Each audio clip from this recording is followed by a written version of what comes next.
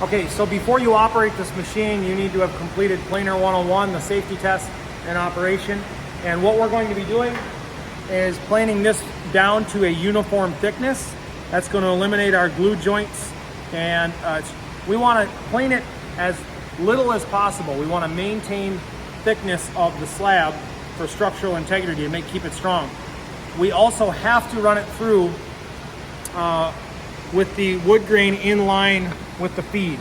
So we cannot run it through across the grain of the wood. It can only feed through with the joints in line with the feed of the planer, okay?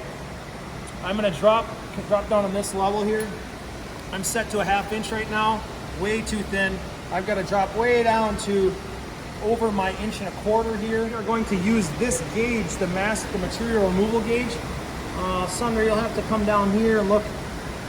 If I feed this in right now, it's barely actuating the material removal gauge, which is a good thing. I'm looking at this red gauge, it's not going up and down. So if I give this a 1/2 turn and push it in, now I see that jumps up to a 32nd of an inch. And we don't want to take off more than that at a time. So we're just engaging the cutters here. That should be about right. Now, and the way I did that one more time is I'm starting way down below where it contacts the material gauge. It's not touching off on the material removal gauge. I'm going to give this some turns until it starts to show up on there. Check it. That's 32nd. I'll even take a little less than that. Now I'm ready to feed it in. So I'll turn this on. Feed it in straight.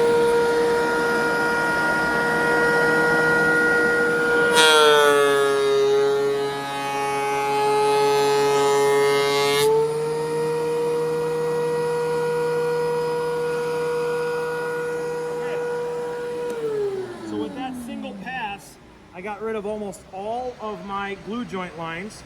I got one here yet, one here, so I'm gonna have to send it through one more time. I can reverse it end for end, so I wanna make sure that I'm sending it through in line with the wood grain, that I'm not going across the grain with the planer. I'm gonna give this about 1/3 of a turn. Come over here on the wheel. Clockwise will lower, counterclockwise will raise. So I wanna lower the planer down, and I'm gonna give it about 1/3 of a turn, is all.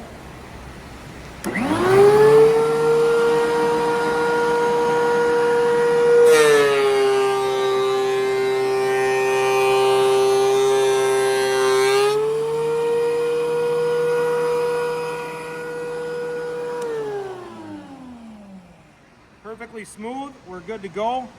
Our other side has already been planed once, so that one's good. That's gonna be our thickness right there. See. So part 3 of our Sabre stool tops, we're gonna talk about routering and finishing. We've got what's called a quarter round here, 1/4 inch radius, and it's a round over bit. And we're setting this, the depth of this, so you're gonna have to come down on the level, like even with this with the camera. We wanna set the depth so that the bottom of the corner round is touching off or flush with the top of our guide for our router. So if I use a flat edge here like this saw and I bring this in, you can see how it's just touching off on the corner of that. It should be set just correct or really close. Now if you back out a little bit, Sunder, I'm gonna flip this releasing lever open, and then I would run this up or down, and if you focus in right there, you're gonna see that that will micro adjust up and down.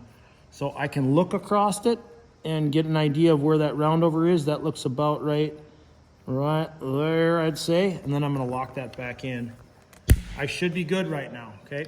Cordless routers, super awesome, single hand action. So if you're right-handed, you're gonna palm it like this on the grippy part here, and then our on-off switch is not working. There we go. On-off switch is right there. You run around all of your surfaces looking down at them counterclockwise. And we learned in Router 101, that's because we want to cut into the carbide. If we go clockwise, it's a climb cut, and the router is gonna wanna run on you or take off on you. So looking at our board here, that means we're gonna wanna go around counterclockwise this way, all the way around, then we'll flip it over and do the other side, okay? I'm looking to make sure that this is flat. I'm gonna feel for flat by rocking back and forth like this.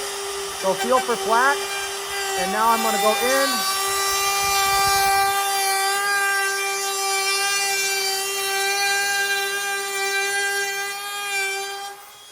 Okay, I'm gonna stop. So this bit is going across the grain here, or cross grain. You can see it's just showing the lip of that quarter round. So I may be a little bit too deep. I am a little bit too deep. I can feel and see that lip. So I'm gonna make an adjustment here before I go any further. And this router bit is pretty much toast. It's not cutting really clean here. The burning that we're seeing on the corner, we'll have to sand this off by hand. And that's just me going a little slow. That's typical with the router, and the router bit is at the end of its life. So let me make a micro adjustment here for the depth setting. There we go, lock that back in, and then I'll keep going around it.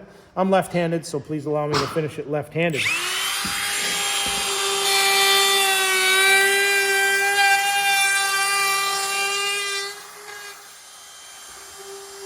Missed a little bit here, so I could either sand that by hand, or I just go over it again with the router. Knock that off, I'll flip it over. Same thing, counterclockwise.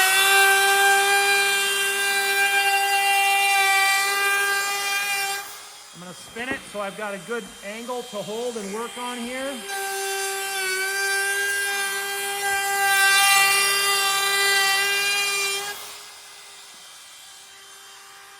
When I'm done with the router, the bottom right-hand drawer of the outfeed cable is where they're located. I've got a mess on this table from routering, so that's my responsibility to clean that up at some point. I'll put the router back.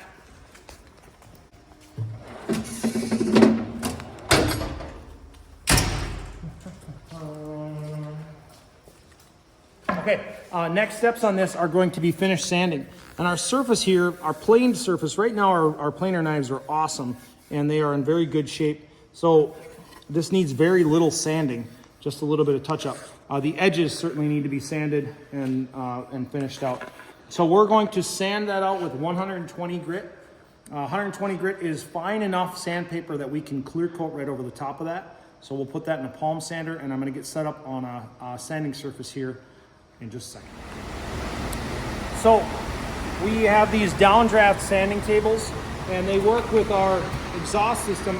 Right now we're just trying to be efficient with these, and we're sharing these between the bandsaws and our downdraft sanding tables. So we plug them in here, make sure that there's not a lot of stress on this joint. That's just a friction fit, it's good, okay? Put that on there. There's rubber grommets on this that keep this from sliding around, and we are going to sand with 120 grit. Talk a little bit about sandpaper right now. This is 40 grit sandpaper. Oh, we can't even see it, it's not a fresh piece. Do you see a 40 in there anywhere? Oh, right there, 40. I can see it. So 40 grit is super aggressive paper. This would be for removing paint or actually bringing a surface down. We do not need to be that aggressive. So we're looking for 120 grit paper. Usually one of the numbers on the back of this is what it is. So 120 grit, that is fine enough for us to put finish on. And these are non-perforated. So this has got holes in the bottom of it that line up with the holes on the sander. And that allows the sawdust to breathe through. Let me get the holes lined up here. It breathes through the sander, goes into this filtration system. So kind of redundant if we've got a filtration system on here and here. We can use solid or closed pads on this. Sawdust just has to go around, okay? That's a hook and loop, so it sticks on there. Get it on there so it's covering all sides. Pat it on a little bit. This one's ready. Also wanted to show you these. So same thing, hook and loop, just a hand sanding pad. Don't be too proud to hand sand these edges and finish off the top. If you are going to hand sand, then you want to sand in line with the wood grain. Super important that you do not go across. This is bad. We will create scratches in it. So we're going to sand in line.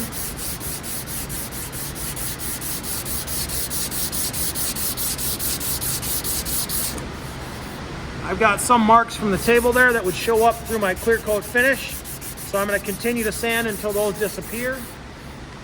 I'm going to feather my edges out. I don't want to take away my radius or my round over there. Just go over that nice and easy. Notice I'm knocking down that edge right there. I have to go across the grain in order to cut that away. Cleaning up my burn marks.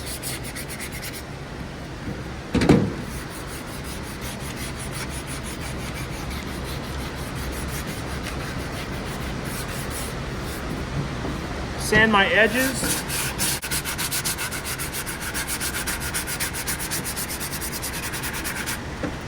Finish out my surface all the way across. This is what I'm going to look for if you can get down on this level. There's a step right here from the router, so I want to remove or feather in that step. I'm just going to keep going until I can't feel or see it anymore. Getting pretty close.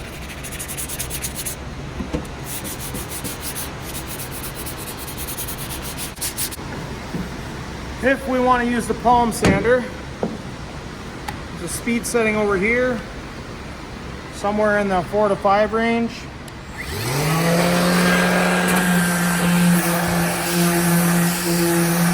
Still sanding with the grain.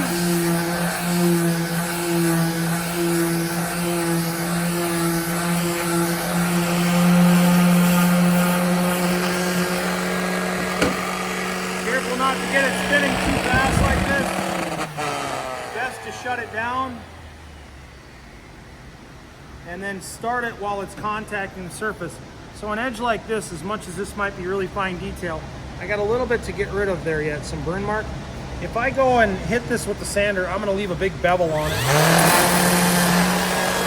Okay, so now I just knocked that down and I kind of got rid of my round over a radius. It's got a big flat spot on it. So I might have to do that by hand in order to fix that. Don't get too wild with that orbital sander. There's nothing wrong with hand sanding. It's therapeutic, intrinsically rewarding. So I'm looking this over. I got this side surface yet to sand. Orbital sander. There's nothing wrong with hand sanding. It's therapeutic, intrinsically rewarding. So I'm looking this over. I got this side surface yet to sand. I'm getting pretty close.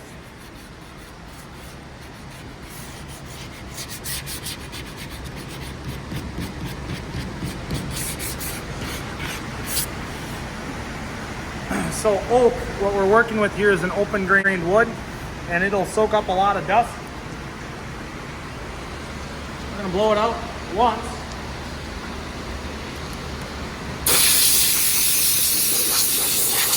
You see all those pores open up? It almost changes color.